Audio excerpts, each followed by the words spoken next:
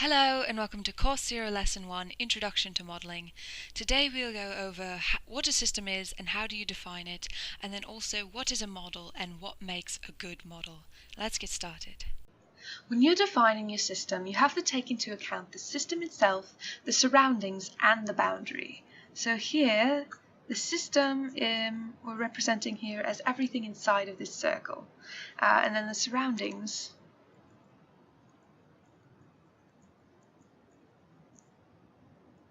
is everything outside of the circle.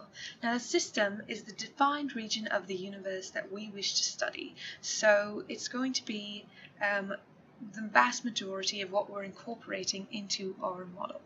You also have the surroundings, which is everything outside of the system, as I mentioned. But you also have a boundary, which is just the interface between the system and the surroundings. Now, when we select a subset of some larger region of the universe that we want to study and we define our system, it allows us to have more rigorous study of those important processes that are going on within our system. And this makes it much easier computationally and experimentally to limit the scope of our research and ignore those confounding details that might occur. So we have to be very precise when defining the laws that govern systems within the model. And we also have to be aware that some effects from the surroundings may create edge effects at the boundary. So this could enable different dynamics to occur at the boundary than are happening within the vast majority of the model. And we have to be very explicit as we state the assumptions we're making about the system itself and about how the system interacts with the surroundings. Alright, now we have three main types of systems. The first of these is open, the second is closed, and the third is isolated. And the way that these systems differ from one another is the way in which they allow exchange across the boundary between the system and the surroundings. So in an open system, you can get exchange of matter, which could be chemical species, it can be waste being produced by your system, and you also get exchange of energy. And this could be in the form of heat, especially for biological systems. You can imagine that heat being emitted as these processes are being run, as a cell is metabolizing, you're getting energy, getting that heat produced. And in a closed system, you don't get exchange of matter, but you do get exchange of energy. However, in an isolated system, there is no exchange between the system and surroundings across the boundary. Now, looking at these three types, you might imagine that biological systems are always open systems because they require both exchange of matter and energy. So we can look at one example here of a cell where glucose is being fed in, and we know that within the cell, glucose is converted into ATP, and that this provides the cell with energy. And then we also know that downstream of the reactions which ATP is used in, there will be waste produced, which is matter exchange again, and there will also be heat produced, again, for example, as a result of metabolism. So that's just one example of a cell, biological systems being open systems. But imagine that we have some sort of flask here, that it contains culture of cells that are growing in media, and let's say that this chamber is insulated, so it doesn't allow exchange of heat across that boundary. And for this reason, because it's closed, it doesn't allow matter exchange, and because it's insulated, it doesn't allow energy exchange. This system is isolated as a whole. But we know that looking at the organisms within it, at these cells, we know that these are still open systems. So they're going to be exchanging matter and energy with the media for some span of time, basically until the nutrients within the media are depleted and the cells can no longer support the processes they need to the chemical reactions within themselves to keep the cells alive. So eventually, this entire system as a whole, because it cannot gain any more nutrients, it can't gain more energy, eventually the full system will trend towards thermodynamic equilibrium.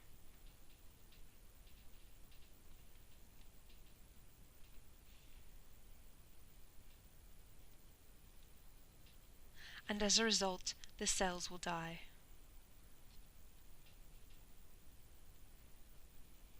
So that's a good example of putting individual open systems within a larger isolated system and the result of that.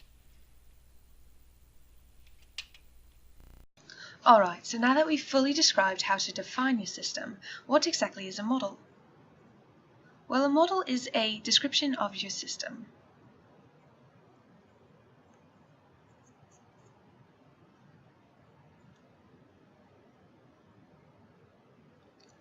And specifically, it's usually simplified. So we are simplifying our system to some idealized form of the real-world process that it represents in order to create our model. And while this may suggest that the representation is incomplete in some way, simplifying your complex system with a model actually provides a great advantage. It allows us to eliminate unnecessary detail that may make it more difficult to study the parts of the system we're most interested in.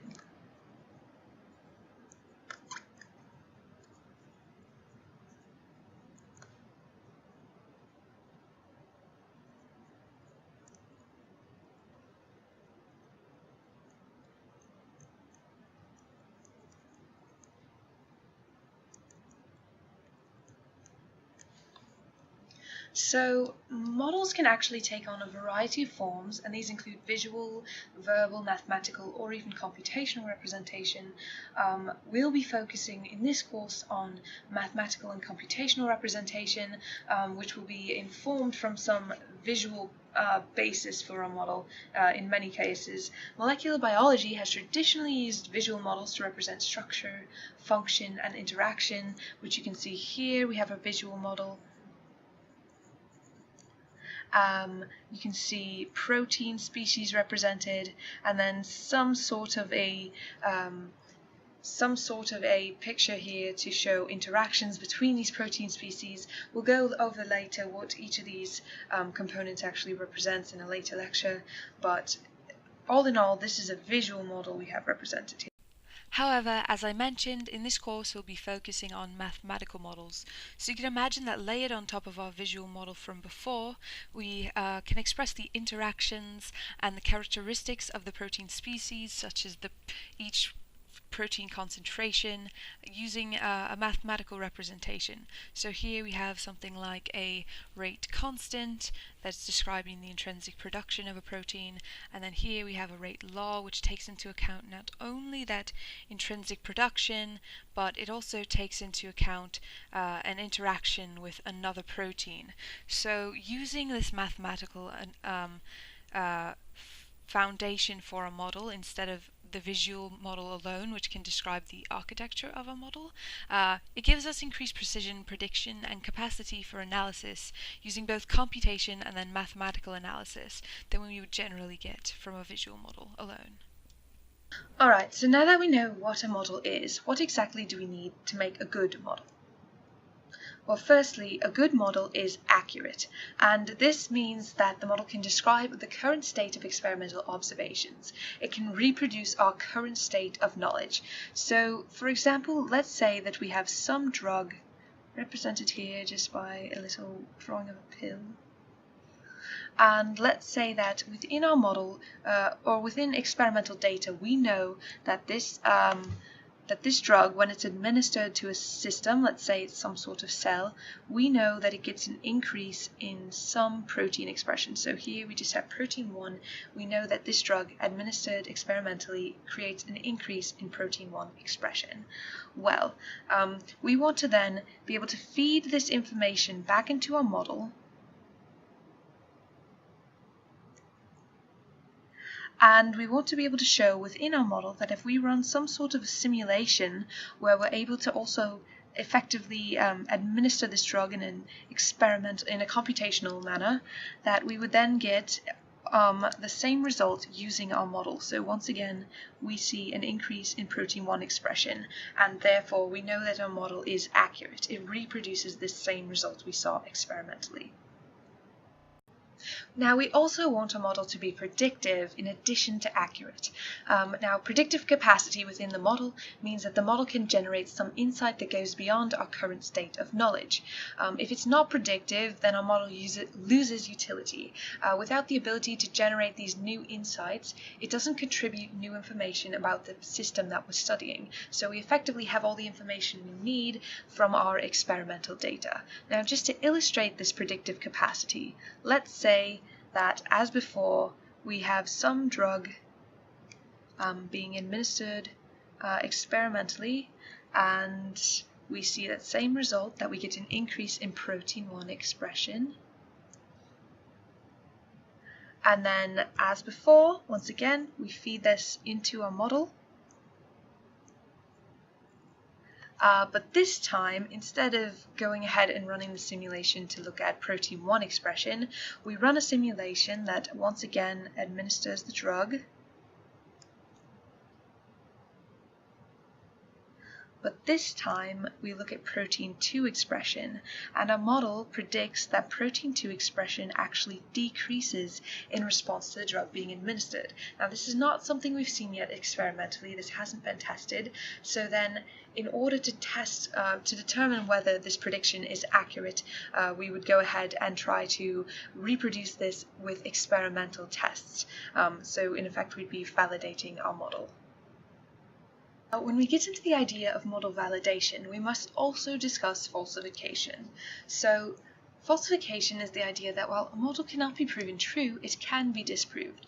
So you might imagine that given a set of experimental observations we use to build our model, the model must be able to recreate these observations to show its accuracy. But ultimately, it will be impossible to test every situation that the model might apply to. If you imagine a protein signaling network within a cell, it's unlikely that you can model every single perturbation of every protein species and measure every concentration to determine whether our model is true. Additionally, the measurements we use to inform our model inherently have some amount of error attributed to them, so it's impossible to show that our model is true. However, we can falsify our model or validate our model. And falsification is the idea that we show one instance where the model fails to recapitulate some experimental data that we have produced. So one good example of model falsification would be this old model where DNA was shown to be transcribed into RNA, but it was not thought that the reverse could also be true. However, we found in the life cycle of the HIV virus that while we still had this initial template where DNA can be transcribed into RNA, the reverse was also possible. Through the enzyme reverse transcriptase, you could get RNA being transcribed into DNA. So this falsified our original model, and we had to incorporate this new information to create an accurate model. Additionally, validation can occur. Validation cannot prove that the model is true, but it increases our confidence in the model, and it increases our confidence that the model can predict system behavior and provide new insight. So as we said before, in this case, our model would be used to make a prediction, and then this prediction would be experimentally validated. So again, the three characteristics of a good model are accuracy, predictive capacity, and falsifiability. That concludes our first lesson. Now you know what a model is and what attributes make for a good model. In the next lesson, we'll go into greater detail about the model elements and the steps to begin modeling.